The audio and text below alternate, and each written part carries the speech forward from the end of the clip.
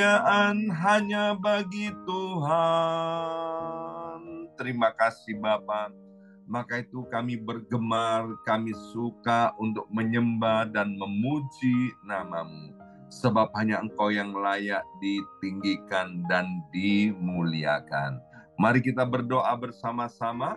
Ulangi seperti apa yang saya ucapkan. Bapa kami yang ada di dalam surga, dikuduskanlah nama-Mu. Datanglah kerajaan-Mu. Jadilah kehendak-Mu di bumi ini seperti di dalam surga. Bapa yang baik, berikanlah kami pada hari ini rezeki yang menjadi bagian kami secukupnya, cukup untuk memberikan pinjaman kepada banyak bangsa, sedangkan kami sendiri tidak punya pinjaman. Cukup untuk menjadi saksi Tuhan, mulai dari Yerusalem, Yudea, Samaria, sampai ke ujung-ujung bumi. Cukup untuk menjadikan semua bangsa murid Kristus dan membaptis mereka dalam nama Yesus. Terima kasih Bapa untuk rezeki yang secukupnya. Dan ampunilah dosa-dosa kami, ampunilah kesalahan kami, seperti kami pun mengampuni orang-orang yang bersalah kepada kami. Dan janganlah masukkan kami ini ke dalam pencobaan, tetapi bebaskanlah kami dari segala yang jahat, sebab Engkaulah yang empunya kerajaan, kuasa, dan kemuliaan sampai selama-lamanya. Dalam nama Tuhan Yesus, kami sudah berdoa. Haleluya, haleluya. Mari Bapak Ibu sekalian, sekarang kita bersama-sama secara serempak dan serentak kita akan menggemakan Mazmur 91 dengan suara yang kuat, dengan suara yang lantang dari tempat kita masing-masing. Alkitab berkata, mati dan hidup dikuasai oleh lidah, siapa suka menggemakannya akan memakan buahnya. 2, 3. Mazmur 91. Orang yang duduk dalam lindungan yang maha tinggi dan bermalam dalam naungan yang maha kuasa akan berkata kepada Tuhan, tempat perlindunganku dan kubu pertahananku, Allahku yang kupercayai. Sungguh Tuhanlah yang akan melepaskan aku dari jerat penangkap burung dan dari penyakit sampar yang busuk. Dengan kepaknya Tuhan akan menudungi aku. Di bawah sayapnya aku akan berlindung. Kesetiaan Tuhan ialah perisai dan pagar tembok. Amin, amin, amin. Terjadi di dalam nama Tuhan Yesus. Aku tak usah takut terhadap kedahsyatan malam, terhadap panah yang terbang di waktu siang, terhadap penyakit sampar yang berjalan di dalam gelap, terhadap penyakit menular yang mengamuk di waktu petang. Walau 1.000 orang rebah di sisiku dan 10.000 di sebelah kananku, tetapi itu tidak akan menimpa aku. Aku hanya menontonnya dengan mataku sendiri dan melihat pembalasan terhadap orang-orang fasik. Sebab Tuhan ialah tempat perlindunganku, yang maha tinggi telah kubuat tempat perteduhanku. Amin, amin, amin. Terjadi di dalam nama Tuhan Yesus. Malapetaka tidak akan menimpa aku, dan tulah tidak akan mendekat kepada kemahku.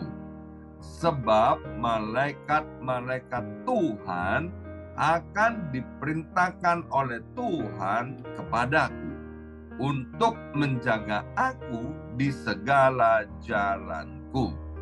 Para malaikat Tuhan akan menatang aku di atas tangannya, supaya kakiku jangan terantuk kepada batu. Singa dan ular tedung akan aku langkai. Aku akan menginjak anak singa dan ular naga. Amin, amin, amin. Terjadi di dalam nama Tuhan Yesus. Sungguh hatiku melekat kepada Tuhan, maka Tuhan akan meluputkan aku, Tuhan akan membentengi aku, sebab aku mengenal nama Tuhan. Bila aku berseru kepada Tuhan, Tuhan akan menjawab. Tuhan akan menyertai aku dalam kesesakan. Tuhan akan meluputkan aku dan memuliakan aku. Dengan panjang umur akan Tuhan kenyangkan aku, dan akan Tuhan perlihatkan kepadaku keselamatan daripadanya. Amin, amin, amin. Terjadi di dalam nama Tuhan Yesus. Bapa, sebentar kami akan mendengarkan sebagian daripada kebenaran firman Tuhan. Biarlah melalui firman Tuhan kami menghidupi Mazmur 91 ayat yang ke-14. Hati kami melekat kepadamu Tuhan. Roh Kudus anugerah pada setiap kami hikmat dan pewahyuan daripada sorga. Dalam nama Yesus, yang siap mendengarkan firman Tuhan, angkat jempolnya ke depan dan katakan amin 3 kali. Amin, amin, amin. Salam kebangkitan, salam penuaian. Semangat pagi! Semuanya semangat pagi. Apa kabarnya Bapak Ibu semuanya? Wah, Pak Henry udah rapi banget nih. Udah mau berangkat kerja kayaknya ya. Luar biasa. Senang sekali hari ini adalah hari pertama di bulan Februari tahun 2024. Nah, sepanjang bulan Januari kita belajar tentang menabur benih. Tahun 2024 tema kita adalah, tema besarnya adalah tahun penuaian. Tidak ada tuaian tanpa taburan. Orang yang menabur pasti menuai. Alkitab bilang menabur sedikit, menuai sedikit, menabur banyak, menuai banyak. Ya. Nah, di bulan Februari ini tema kita sepanjang bulan Februari yaitu kita harus merawat benih yang sudah ditabur. Mari kita lihat ayat emas kita untuk sepanjang bulan Februari tahun 2024 diambil dari kitab Yakobus pasal 5 ayat yang ke-7. Yakobus pasal 5 ayat yang ke-7 ini adalah ayat emas kita untuk Februari 2024. Demikian bunyi firman Tuhan, saudara dan saudari terkasih, bersabarlah saat menunggu kedatangan Tuhan kembali. Perhatikanlah para petani yang dengan sabar menunggu turunnya hujan pada musim gugur dan musim semi. Mereka sangat menantikan hasil panen yang berharga untuk dituai. Ya, di sini diulang beberapa kata sabar, Bapak Ibu sekalian, ya. Dan kita tahu hasil tuaian itu adalah sesuatu yang dikatakan berharga atau bernilai tinggi. Saya percaya setiap kita mengharapkan menuai, bahkan menuai berlimpah-limpah, menuai berlipat-lipat kali ganda daripada apa yang kita tabur, ya. Nah, kuncinya Bapak Ibu sekalian, kita harus sabar. Yang pertama dikasih contoh, kita harus sabar seperti orang yang sedang menanti kedatangan Tuhan yang kedua kalinya, ya. Dan kita tahu, percaya atau tidak percaya, bahkan dari agama saudara kita yang lain juga percaya bahwa Yesus Tuhan itu pasti datang untuk kedua kalinya menjadi Imam Mahdi, katanya agama lain, ya kan? Buat kita bahwa Yesus Tuhan adalah akan datang kedua kalinya, dia akan menjadi hakim di atas segala hakim, raja di atas segala raja, dan kemudian akan memerintah bersama-sama dengan kita untuk masa 1000 tahun. Waktu Tuhan datang untuk kedua kalinya, dia akan mengangkat kita orang-orang yang percaya kepadanya. Kapan Tuhan akan datang untuk kedua kalinya? Believe it or not. Ya, percaya atau tidak percaya, Tuhan pasti datang untuk kedua kalinya. Kapan datangnya kita nggak tahu. Tapi kita harus bersabar untuk menantikan kedatangan Tuhan yang kedua kalinya. Demikian juga Bapak Ibu sekalian, Tuhan mau kita harus bersabar untuk menunggu, menanti hasil tuaian daripada apa yang kita tabur, ya.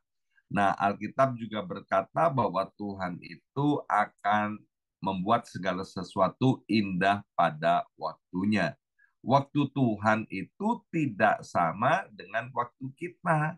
Seringkali kita merasa waktu Tuhan itu terlalu lama, bahkan terlalu amat sangat lama, ya kan? Nah, saya mau kasih tahu Bapak Ibu sekalian, waktu Tuhan itu tidak pernah terlalu cepat dan juga tidak mungkin terlalu lama. Itu cuma perasaan kita.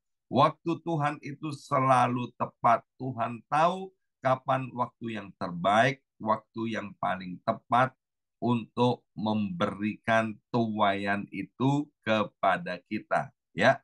Nah, sabar yang ditulis di dalam kitab Yakobus pasal 5 ayat yang ke-7, kita tahu bahwa Alkitab kita di Perjanjian Baru ditulis dari bahasa Yunani atau Gerika, ya. Tulisnya adalah makrotumia atau makrotimeo, ya. Artinya apa? Sabar itu yaitu tidak mudah menyerah. Sabar itu, ya, tidak mudah untuk patah semangat. Itu arti daripada kata sabar dan banyak lagi yang lainnya, ya. Jadi yang pertama, Bapak Ibu sekalian, kita harus bersabar untuk menunggu hasil tuaian itu, karena cepat atau lambat kita pasti menuai. Nah, yang kedua, Bapak Ibu sekalian, di dalam kitab Matius pasal 13 ayat yang ke-6 dikatakan, tetapi sesudah matahari terbit, layulah tanaman itu dan menjadi kering karena tidak berakar. Nah, ini kita harus pastikan Bapak Ibu sekalian bahwa benih yang kita tabur itu harus berakar, ya. Harus berakar. Berakar itu apa? Dalam Alkitab Perjanjian Lama, dalam kitab Yeremia pasal 17 tentang mengandalkan manusia dan mengandalkan Tuhan, di situ dikatakan kalau orang yang mengandalkan Tuhan itu seperti pohon yang ditanam di tepi air, kemudian akar-akarnya itu merambat ke batang-batang air. Sehingga pohon itu apa? Dikatakan daunnya tetap hijau dan dia terus menghasilkan buah, ya. Ini bicara orang yang mengakar dalam Tuhan, ya, itu seperti benih yang punya akar, Bapak Ibu sekalian. Tidak akan mudah layu, tidak akan mudah mati. Ya, orang yang mengandalkan Tuhan, dia nggak akan pernah takut dan khawatir akan tahun-tahun kering, akan tahun-tahun yang tidak baik, Bapak Ibu sekalian ya. Kita nggak tahu di depan akan ada apa yang akan terjadi.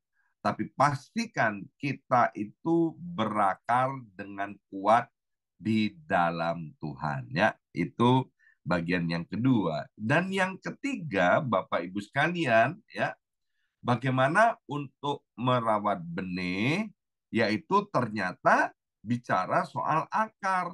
Akar itu harus dirawat sehingga akar itu menjadi baik. Mari kita lihat di dalam Ibrani pasal 12 ayat 15. Jagalah supaya jangan ada seorang pun kehilangan anugerah Allah, agar jangan tumbuh akar pahit. Ya, bersama saya ucapkan akar pahit. 2, 3, akar pahit. Lebih keras lagi, 2, 3, akar pahit. Ya, agar jangan tumbuh akar pahit yang menimbulkan kerusuhan dan mencemarkan banyak orang. Oke, saya ulangi pelan-pelan. Yang pertama, kita harus bersabar ya untuk menanti petuaian itu. Yang kedua, pastikan benih yang kita tabur itu punya akar. Ya, artinya hidup kita harus mengandalkan Tuhan.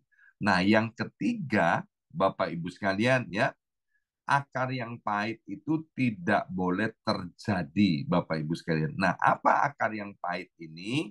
Dalam Ibrani 12 ayat 15 tadi dikatakan akar yang pahit yaitu seorang yang kehilangan anugerah Allah. Ya, gereja kita tidak mempercayai sekali selamat tetap selamat. Ya, yang kita percayai adalah anugerah Allah itu kekal untuk selama-lamanya. Tapi kalau kita menolak anugerah Allah, ya itu adalah pilihan kita, Bapak Ibu sekalian. Waktu kita menolak anugerah Allah, ya tentu kita akan binasa.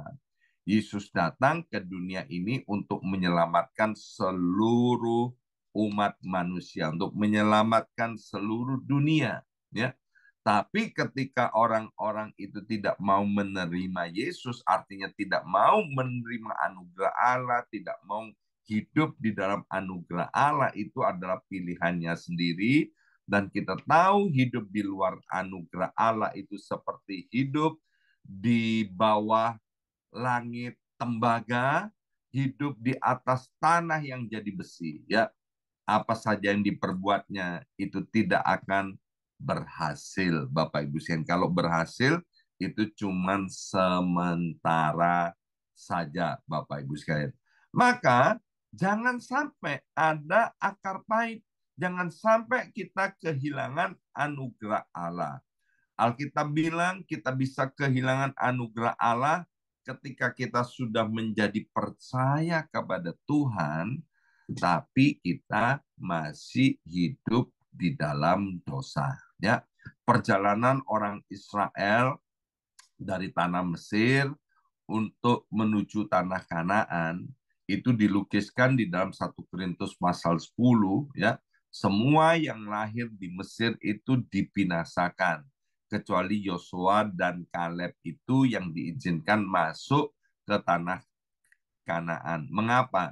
Karena orang Israel itu melakukan 5 dosa ini, Bapak Ibu sekalian, yaitu menyembah berhala, kemudian bersungut-sungut, mencobai Tuhan, dan lain sebagainya. Ya, nah, Bapak Ibu sekalian, kita ini karena hidup di dalam anugerah Allah, kita tahu Roh Kudus itu dicurahkan untuk memampukan kita. Roh Kudus itu dicurahkan untuk menolong kita. Roh Kudus itu tinggal di dalam hati dan batin kita. Untuk apa? Agar kita ini diingatkan tentang firman Tuhan, agar Roh Kudus itu memampukan kita untuk melakukan firman Tuhan. Dosa itu adalah hamartia dalam bahasa Gerikanya, yaitu meleset dari sasaran. Tuhan mau untuk setiap kita hidupnya senada dengan sorga, supaya kita tidak kehilangan anugerah Allah, supaya akar kita tidak menjadi pahit. Kemudian kita bisa kehilangan anugerah Allah kalau kita menghujat Roh Kudus atau menghujat Roh Kudus, ya. Ada orang yang tidak mengerti, Bapak Ibu sekalian, ya, tentang menghujat Roh Kudus, ya. Nah, menghujat Roh Kudus itu begini, Bapak Ibu sekalian, bahwa Roh Kudus itu mengingatkan kita akan sesuatu, ya. Ketika kita itu melakukan sesuatu yang tidak berkenan, yang tidak sesuai dengan firman Tuhan, Roh Kudus itu mengingatkan kita. Tapi waktu Roh Kudus itu mengingatkan 1 kali, 2 kali, 3 kali, agar supaya kita kembali ke jalan yang benar, dan kemudian kita tidak mau meresponinya, kita tidak mau mentaatinya, itulah yang disebut dengan dosa menghujat Roh Kudus. Ya, jadi waktu Roh Kudus mengingatkan kita dan kita tidak mau mentaatinya, itu kita sedang menghujat Roh Kudus. Dan dikatakan oleh Alkitab tidak ada lagi korban untuk menghapus dosa itu. Mengapa? Karena orang yang tidak mau diperingati oleh Roh Kudus, artinya orang itu hidupnya semau gue, ya kan? Tidak sesuai dengan apa yang Tuhan kehendaki, ya. Dan yang terakhir, bahwa akar itu harus kudus. Wah, akar itu harus kudus itu gimana, Pak? Mari kita buka dari kitab Roma pasal 11 ayat yang ke-16. Roma 11 ayat yang ke-16, jikalau bagian pertama itu kudus, maka seluruh adonan juga kudus. Dan jikalau akar itu kudus, maka cabang-cabang juga kudus. Perhatikan itu kata, jikalau akar itu kudus, maka cabang-cabang juga kudus. Roma 11 ayat yang ke-20, baiklah mereka dipatahkan karena ketidakpercayaan mereka dan kamu tegak dalam iman. Janganlah sombong, tetapi takutlah akan Tuhan. Ya, jadi akar yang kudus di sini dijelaskan bahwa kita harus mempercayai Tuhan sepenuhnya. Orang yang mempercayai Tuhan sepenuhnya, dia akan menyerahkan hidupnya kepada Tuhan. Kemudian akar yang kudus itu berbicara bahwa kita harus tegak di dalam iman. Artinya apa? Kita nggak boleh kompromi, Bapak Ibu sekalian. Iman itu timbul dari pendengaran, dan pendengaran akan firman Tuhan. Tegak dalam iman artinya iman tanpa perbuatan itu sia-sia. Jadi orang yang tegak dalam iman itu mereka memiliki akar yang kudus karena mereka percaya kepada Tuhan. Kemudian akar yang kudus itu berbicara tentang hidup yang rendah hati, Bapak Ibu sekalian, dibebaskan dari kesombongan, ya.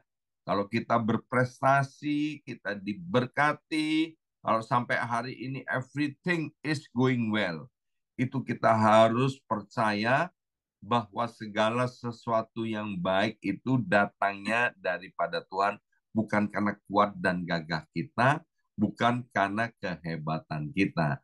Maka itu kita harus terus rendah hati, ya. Dan orang yang rendah hati itu dia menyadari sesungguhnya bahwa dirinya itu tanpa Tuhan tidak ada apa-apanya. Nah, orang yang rendah hati, dia akan terus bersyukur untuk apa yang diterima, yang ada pada dirinya pada hari ini, ya, dan dia tidak akan pernah melupakan Tuhan. Kemudian dikatakan akar yang kudus itu adalah takut akan Tuhan. Apa itu takut akan Tuhan?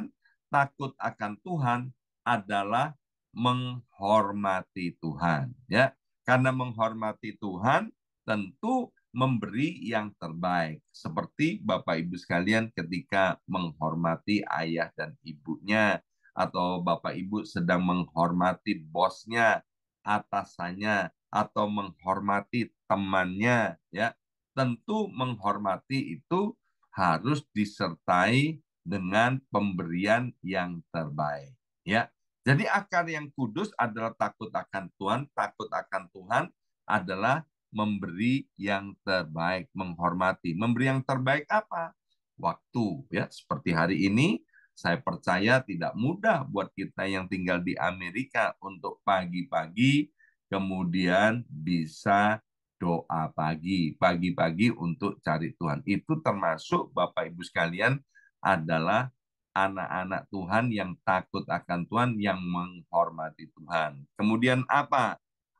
Memberi yang terbaik untuk Tuhan, yaitu dengan apa yang kita kerjakan dengan excellent, ya. Segala sesuatu yang terbaik yang kita bisa berikan itu artinya kita hidup takut akan Tuhan, ya. Hari ini kita sudah belajar di awal Februari bagaimana untuk merawat benih itu agar supaya tahun ini kita menuai berlimpah-limpah. Yang pertama kita harus sabar, ya. Harus sabar. Yang kedua, benih itu harus berakar, artinya kita harus mengandalkan Tuhan. Dan yang ketiga, jangan sampai akar itu pahit. Artinya jangan sampai kita kehilangan anugerah Allah. Dan yang keempat, kita sudah belajar bahwa akar itu harus kudus. Artinya apa? Kita percaya kepada Tuhan, tegak di dalam iman, rendah hati, dan takut akan Tuhan atau menghormati Tuhan. Amin. Mari kita berdoa.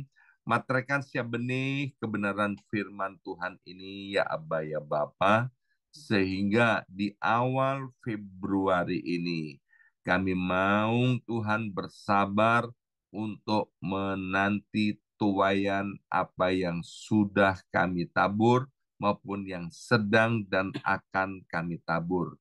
Karena kami tahu waktunya pasti tiba, kami akan menuai sesuatu yang berharga daripada apa yang kami tabur.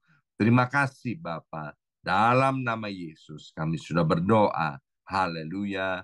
Amin, amin, amin.